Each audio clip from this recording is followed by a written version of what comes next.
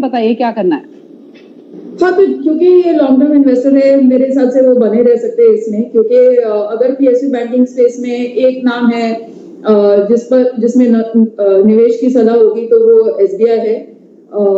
Yes, I think पूरा banking space काफी stress में है और ज्यादा स्ट्रेस हमें पीएसयू बैंकिंग स्पेस में ही देखने को मिलेगा आगे चलकर, क्योंकि कोर सेक्टर की लेंडिंग पीएसयू बैंक से ही ज्यादा होती है। But having said all that, SBI would be among the better names in that space. तो from a longer term perspective बने रहे। तो लॉन्ग टर्म व्यू है तो होल्ड कीजिए एसबीआई, यही सजेशन है। नितिन अभी क्या करेंगे? यस, तो आई थिंक जो हम बात कर रहे थे एसबीआई के लिए, आई थिंक पूरे बैंकिंग स्पेस पर एक कंसर्न है, क्योंकि अब लोगों को और जाहिर सी बात है कि एनपीएस का जो डर था वो बना रहेगा, और ये डर अब है कि एक नया एनपीए का साइकिल चालू नहीं हो। So having said that, I think private banking के जो बहुत सारे नाम है उनमें इंडसइंड बैंक भी एक नाम है, who are sort of better placed to deal with the challenges। तो उसके चलते अगर वंस अगेन ये लॉन्गर टर्म इन्वेस्टर है तो वो बने रह सकते हैं। ठीक है, तो होल्ड करने की सलाह है इंडसइंड बैंक, बने रहिए इस निवेश में। अगला सवाल है अजीत भंडार, किस स्टॉक को इनको पिक करना चाहिए? सो आई थिंक बिफोर स्टॉक्स मैं दो चीजें कहना चाहूंगी। एक तो एक आप एसआईपी टाइप अप्रोच रखिए। अगर आपके पास 50,000 भी है, पूरे पैसे नहीं लगाए, put it in pieces, may be pieces of 10,000। और उसके साथ साथ आई थिंक जब मार्केट गिरता है, जब जैसे 2 दिन पहले हमें एक अच्छा मार्केट मिला था जब 2-3% इंडाइसेस नीचे थे, ऐसे मार्केट में आप खरीदने की कोशिश करें।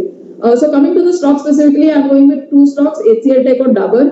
एचसीएल टेक इसलिए क्योंकि मुझे लगता है कि आगे चलकर हम देखेंगे कि आईटी बिजनेसेस बहुत जल्दी अपने को रिस्ट्रक्चर कर पाएंगे इस एनवायरनमेंट में। और ये एनवायरनमेंट ऐसा एनवायरनमेंट है कि यस, चैलेंजेस है आईटी के लिए भी, लेकिन एक चीज बहुत आई थिंक क्लियरली लोगों के सामने आ गई है कि you require sort of technological solutions to your business problems. तो आई थिंक आईटी के लिए एक अच्छा अपॉर्चुनिटी बनेगा आगे चलकर। सो आई थिंक एचसीएल टेक। दूसरा नाम है डाबर। आई थिंक ये हम देख ही रहे हैं कि जो डायरेक्ट कंजम्पशन वाले प्लेस है उनके लिए ये this has not really disturbed them too much, क्योंकि काफी लोग अगर कुछ खरीद रहे हैं तो वो इस तरह के कंजम्पशन आइटम्स है, तो उसके चलते Dabur is one name I like, तो वो डाबर। लेकिन एज आई सेड, दोनों को गिरावट में लीजिए।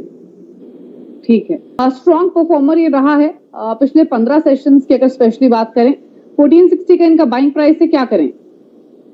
Well honestly I don't have a short term view, लेकिन जैसे न्यूज डेवलपमेंट रही है रिलायंस में ओवर द लास्ट 2 हफ्ते, जिस तरह से फेसबुक के साथ डील हुआ, फिर एक जो दूसरा एक बड़ा इन्वेस्टर है, की इन्वेस्टर, उन्होंने पैसे लगाए, तो इसके चलते आई थिंक रिलायंस काफी एक अट्रैक्टिव स्टॉक बन जाता है। और जो जियो बिजनेस है which is where the investment has come, उसकी भी एक आईपीओ की उम्मीद कर सकते हैं हम, मार्केट रिकवर्स एक्सेट्रा। तो वो लिहाज से मेरे हिसाब से आप बने रह सकते हैं रिलायंस में। ठीक है, तो होल्ड करने की सलाह है, बने रहिए। अचिन है हमारे साथ, 1.5% की मजबूती लेकर, और जो आपका परचेजिंग प्राइस है एसबीआई कार्ड्स में वो है 646 का।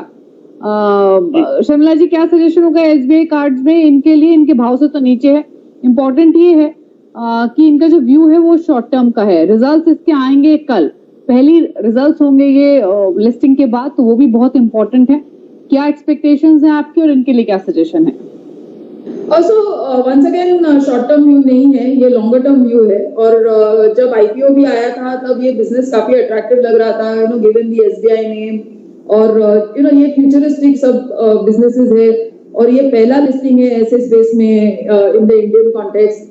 और वो क्रॉस सेल भी अपने प्रोडक्ट्स काफी कर सकेंगे, गिवन एसबीआई का नेटवर्क एक्सेट्रा। तो पॉजिटिव आउटलुक है। तो मेरे हिसाब से it's very, again as I said, it's not a short term view, लेकिन from a longer term perspective the stock is a hold। ठीक है, तो सजेशन यही है, लॉन्ग टर्म व्यू होल्ड है, बने रहिए स्टॉक में। शर्मिला, अगेन होराइजन मालूम नहीं है, बट क्या व्यू होगा?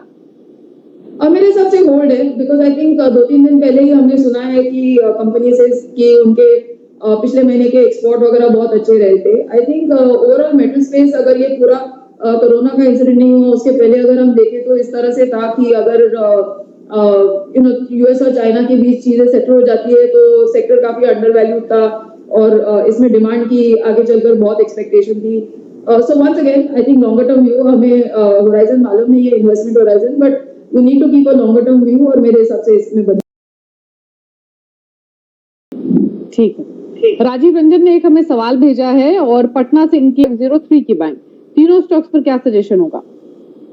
आई थिंक बहुत अच्छे स्टॉक्स उन्होंने लेके रखे हैं और प्रोबेबली उन्होंने एचडीएफसी का नाम सुनकर जो ब्रांड आज उन्होंने क्रिएट किया है उसको लेकर ही ध्यान में रखकर ही उन्होंने ये तीनों बिजनेसेस तीनों स्टॉक्स लिए होंगे लेकिन अगर आप तीनों बिजनेसेस भी इंडिविजुअली देखें तो भी काफी अच्छे लगते हैं yes I think HDFC for their main housing finance business शायद ये साल इतना अच्छा नहीं जाए बट आई थिंक उनको जो एक लीडर को प्रीमियम मिलता है वो मिलते रहेगा तो डेफिनेटली इसमें बने रहे अगर बैंकिंग में एक नाम है जो मुझे अच्छा लग रहा है इस माहौल में तो वो एचडीएफसी बैंक है as I said earlier also अगर आपको 900 के लेवल में मिले तो I think it's time to start adding HDFC bank and coming to HDFC life I think life insurance business के लिए ये जो पूरी चीज हुई है इससे लोगों को प्रोटेक्शन इंश्योरेंस प्रोटेक्शन की ज्यादा जरूरत महसूस हुई है और एसबीआई लाइफ के हमने नतीजे देखे एक दो दिन पहले वो काफी ठीक ठाक थे तो यही एक्सपेक्टेशन रहेगी एचडीएफसी लाइफ से so I am actually quite positive on life insurance as a business और तीन स्टॉक्स मुझे उस स्पेस में पसंद है HDFC life SBI life and ICICI Pru तो मेरे हिसाब से तीनों में एचडीएफसी बैंक और एचडीएफसी लाइफ तीनों में बने रहे। ठीक है, तो सजेशन आपको मिला है